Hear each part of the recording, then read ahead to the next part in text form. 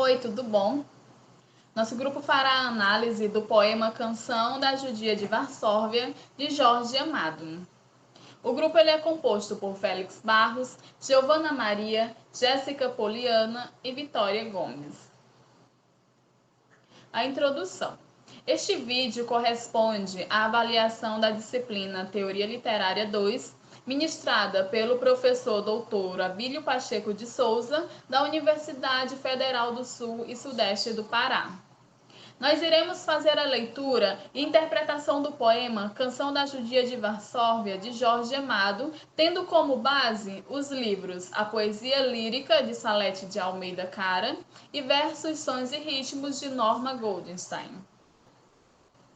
Farei agora a leitura do poema Canção da Judia de Varsóvia.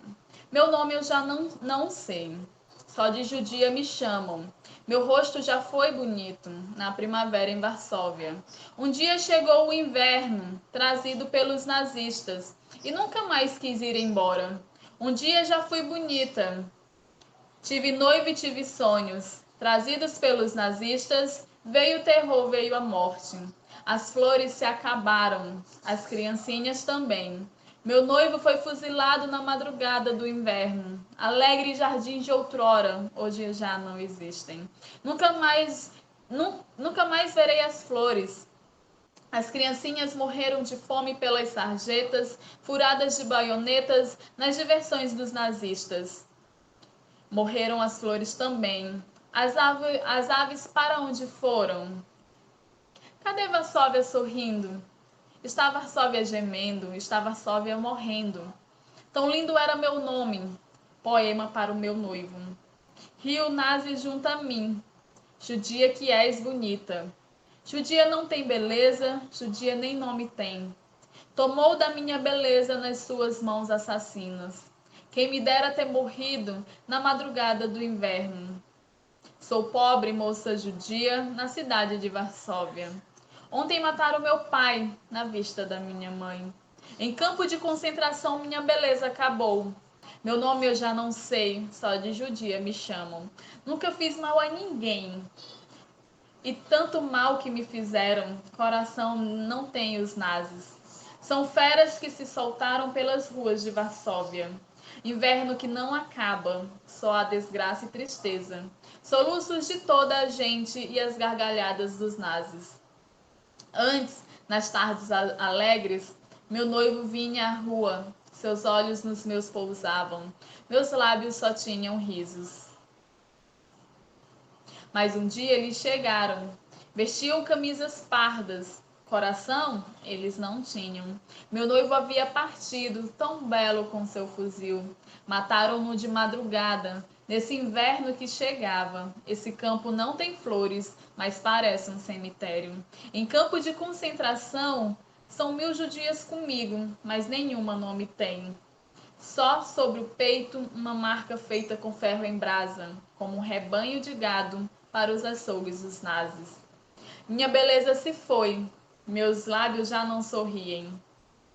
Ontem mataram meu pai na vista de minha mãe. Meus olhos são secos, secos, não restou nenhuma lágrima. Uma coisa me disseram, quem dera se fosse verdade. Disseram que em outras terras, judias e não judias, moças que nem nome têm, em armas se levantaram, que guerrilheiras se chamam, que matam nazis nas noites, que vingam os noivos e a honra. Quem dera fosse verdade. Porque se fosse verdade, mulheres matando nazis, nesse campo desgraçado uma alegria eu teria, uma esperança também. Dizem que em outras terras lutam mulheres em armas. Quem dera fosse verdade, porque, se fosse verdade, um dia para Varsóvia, com certeza chegaria, em que o inverno se fosse e os nazistas se acabassem. E a primeira encheria de cantos Varsóvia inteira, e a primavera encheria de cantos Varsóvia inteira. Nas ruas de criancinhas, nos alegres jardins de flores, nos olhos dos namorados, tudo seria uma canção, e a moça judia então um nome de novo eu teria. Nós podemos ver que o poema ele é um poema triste, né? Narrando a história de mulheres que sofrem no campo de concentração. O objetivo principal para a análise. A análise do poema tem como objetivo conhecer o autor, mostrar o contexto, o sentido literal, conotativo e simbólico, fazer com que se identifique o eu lírico, que identifique a estrutura, a organização e afins. Muitas características são observadas em uma análise e é este o propósito do trabalho. Os dados bibliográficos e contexto histórico. Jorge Amado nasceu dia 10 de agosto de 1912 no município de Itabuna, na Bahia, e faleceu no dia 6 de agosto de 2001, em Salvador. O escritor brasileiro foi um dos maiores representantes da ficção regionalista, no qual marcou o segundo tempo modernista. Formou-se em direito, mas nunca exerceu a profissão, logo entrou para a política como deputado federal. Amado criou várias obras, nas quais apresentam características da geração de 30 do modernismo brasileiro e que tem como tema a sociopolítica e o neorregionalismo. Ganhou também várias premiações. Entre suas obras, tem o seu único livro de poemas, que foi intitulado como Estrela do Mar, uma edição especial. Deste livro, o poema Canção da Judia de Varsóvia teve um destaque circulando na internet. A obra ela foi escrita em 1938, tem como tema principal o nazismo durante a Segunda Guerra Mundial e o cenário é um campo de concentração na Polônia, como nós podemos ver, como nós vimos, né, no poema que eu li ainda agora. O autor, ele traz como eu lírico uma judia que não tem nome nem identidade, que é tratada como uma indigente. Judia perdera tudo: o sorriso, a beleza, a alegria. Seu noivo fora fuzilado na sua frente, seu pai morto na frente de sua mãe. Uma vida triste e sofrida narrada. O poema ele traz questões que ainda são presentes atualmente, o antissetismo, a violência contra as mulheres e a perseguição com os que estão em desvantagem social. Bom, de acordo com a leitura e análise, o grupo pôde perceber que trata-se de um poema predominantemente lírico. E tivemos como base para essa informação o que a Natal fala, pois segundo ela, o gênero lírico trata-se da expressão de emoções, reflexões e visões enquanto intensamente experimentadas. E isso, todo esse grito de dor, a emoção e a reflexão, a gente consegue sentir em cada linha da canção da Judia de Varsóvia. Num poema lírico pode haver a presença de um ou outro personagem, sendo essas características também do gênero dramático ou até mesmo da época. E apesar de ser predominantemente lírico, o poema ele vai trazer alguns traços do drama, porque a Natal também vai dizer que, estando o autor ausente, exige-se no drama o desenvolvimento autônomo dos acontecimentos, sem a intervenção de qualquer mediador, já que o autor confiou o desenrolar da ação a personagens colocados em determinada situação. Ah, mas por que então não poderia ser épico? Bem, conforme observado, o poema ele não pode ter as características da épica, porque nesse gênero questionado, o narrador vai ter aí o poder de intervir e fazer prevalecer o tempo pretérito, com um mundo aí mais amplo, mais vasto e etc. Então, a gente colocou aqui dois trechos e eu vou explicar por que não pode ser épico e sim dramático. Meu nome já não sei, só de judia me chama. Sou pobre moça judia na cidade de Varsóvia. Bom, esses dois trechos aqui que a gente trouxe e destacou essas partes em vermelho, é onde a gente pode notar que está se tratando do tempo presente e não do passado. Porque imagine só se fosse inverter e colocar a frase dessa forma. Meu nome já não o sabia, só de judia me chamavam. Eu era pobre moça judia na cidade de Varsóvia. Aí sim a gente poderia dizer que tem características da época, já que o narrador, ele sabe já o que aconteceu, já foi uma história passada, ele leva para o pretérito e a gente saberia que seria características da época. Mas não, aqui a gente pode notar que ele mantém o tempo inteiro do presente. Sei, chamam, sou. Então, com esses dois fragmentos aí retirados do poema, né? a gente pode ter a certeza que não se trata do passado, e sim do presente. E novamente a gente usou um fragmento teórico aí de Anatol para afirmar o que a gente está dizendo aqui, que é sempre no presente e não no passado. Então ela vai dizer que a ação dramática acontece agora e não aconteceu no passado, mesmo quando se trata de um drama histórico. Olá a todos e todas. Vamos dar continuidade aqui à nossa apresentação. Agora tratando de características estruturais da obra. Análise da melopeia. Eu vou partir inicialmente das palavras, mais especificamente da literação que ocorre em diferentes versos. Aqui eu tenho o exemplo da consoante M, que tem uma certa repetição. Eu separei apenas dois trechos aqui, que foram os que me chamaram a atenção por particularidades. Mas essa questão da literação ocorre muito comumente, né?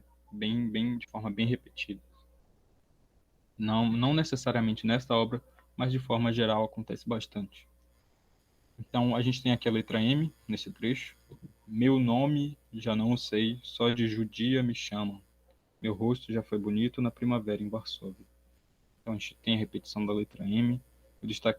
Deixei de destacar essa porque eu acredito que as outras têm uma certa relevância, um enfoque maior para a sonoridade, que acredito que seja esse o maior objetivo da literação. A letra F, como eu mencionei anteriormente, a sonoridade foi o que me chamou a atenção aqui. As flores se acabaram, as criancinhas também.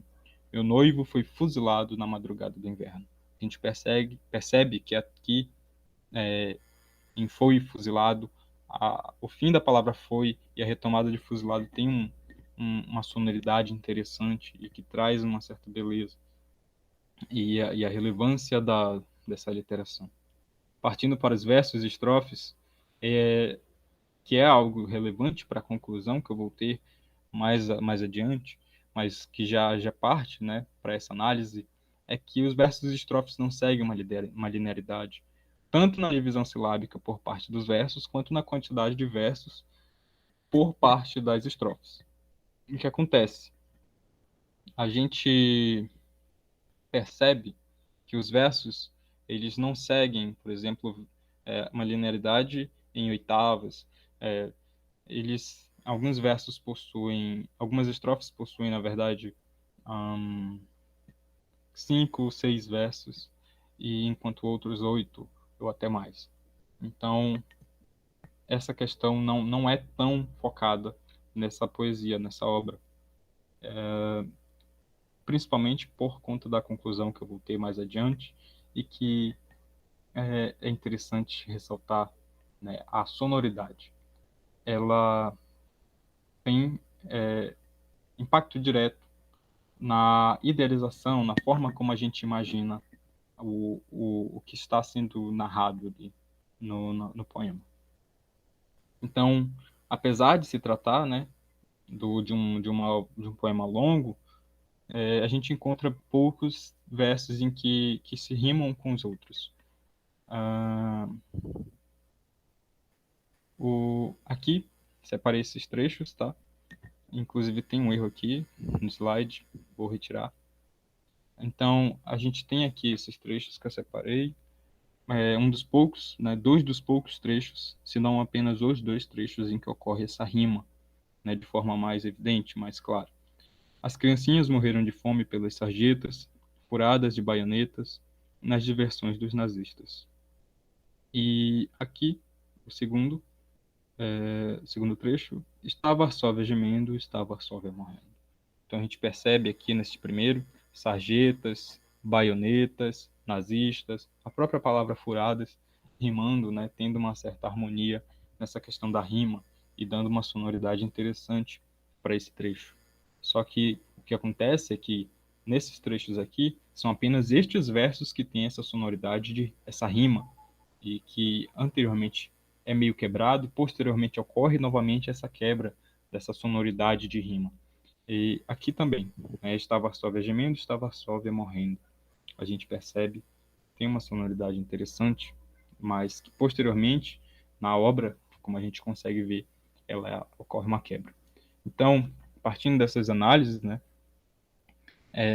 dessas características, notamos que o poema não está tão voltado para a questão da sonoridade. Como eu falei anteriormente, ele está mais voltado em proporcionar uma experiência imagética para o leitor, né? Que gira ao redor das ideias que se constroem conforme as situações vão sendo distribuídas, como as informações vão sendo, como a narrativa vai sendo desenhada, verso a verso, estrofe a estrofe. O que a gente tem é essa noção, essa formação de imagem daquele campo de concentração, da dor, do sofrimento, de tudo que está sendo narrado ali. Então, partindo para as características do sujeito lírico, a gente vai aqui, né, em alguns momentos vão haver algumas retomadas da melopeia, da análise da melopeia. A gente percebe durante a narrativa, né, fica bem claro, bem evidente, que o sujeito lírico está na primeira pessoa.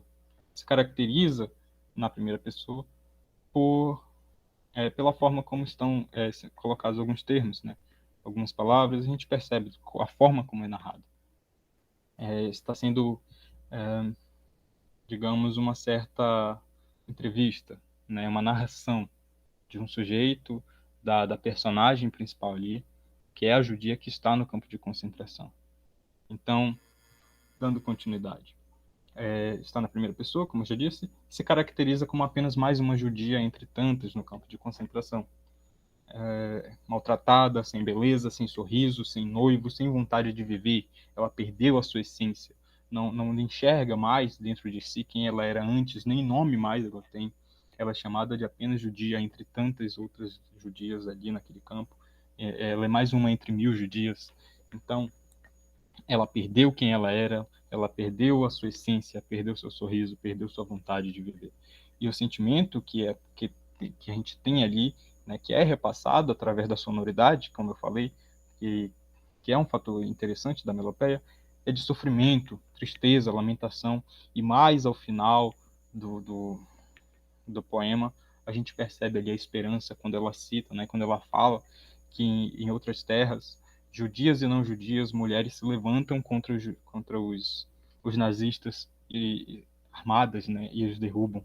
Então ela tem esperança de que bons dias de primavera voltem a Varsóvia, que Varsóvia deixe de ser cinza, deixe de ser inverno, como ela fala. Então, mais uma vez, ela relembra, né, os bons momentos passados, onde era primavera, como eu citei, e que ela tem vontade, né, de que voltem a acontecer primavera, crianças. Inclusive, eu separei um trecho aqui no qual fica bem evidente essa tristeza, esse desgosto com o atual momento, com o que ela está vivendo, e que ela sabe que vai demorar a se acabar e que talvez ela nunca mais veja as flores. Então, o inverno que não acaba, só a desgraça e tristeza, soluços de toda a gente e as gargalhadas dos nazis. Antes, nas tardes alegres, meu noivo vinha à rua, seus olhos nos meus pousavam, meus lábios só tinham risos, mas um dia eles chegaram, vestiam camisas pardas, coração eles não tinham. Então, por aqui eu finalizo essa parte. Muito obrigado pela atenção. Espero ter sido agradável, objetivo e breve. Até mais. Esses primeiros versos que estão destacados de azul, a gente fez isso para justamente delimitar essa ideia de que ela traz, do início ao fim do poema, de perda de identidade. Mas primeiro eu vou desenvolver esses que estão de vermelho e aí depois a gente retoma. Aqui no quarto verso.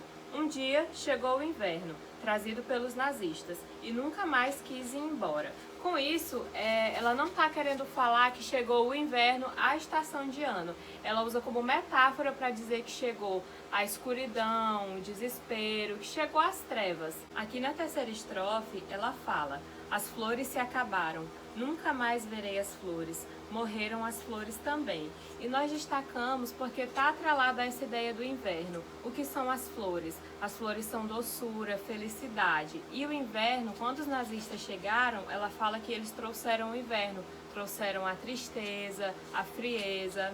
E isso vai ocorrer ao longo de todo o poema. Inverno que não acaba, só há desgraça e tristeza. Nesse inverno que chegava. em que o inverno se fosse e os nazistas se acabassem, e a primavera encheria de cantos Varsóvia inteira, nas ruas de criancinhas, nos alegres jardins de flores. Então, nós achamos muito importante ressaltar essa comparação que ela faz do que está acontecendo em Varsóvia com as estações do ano. Agora a gente vai voltar para o que está destacado em azul, aqui na primeira estrofe. Meu nome já não o sei, só de judia me chamam. Aqui na quarta estrofe também. Judia nem nome tem. E no final, no último verso, tem uma repetição lá da primeira estrofe. Meu nome já não sei, só de judia me chamam. Continuando. São 1000 judias comigo, mas nenhuma nome tem. Judias e não judias, moças que nem nome têm. E, moça judia então, nome de novo eu teria. E o que ela está querendo dizer com isso? Ela está querendo dizer que ela quer de volta a vida dela, quer de volta o nome dela, porque o nosso nome é a forma como a gente é reconhecido e até isso foi retirado dela.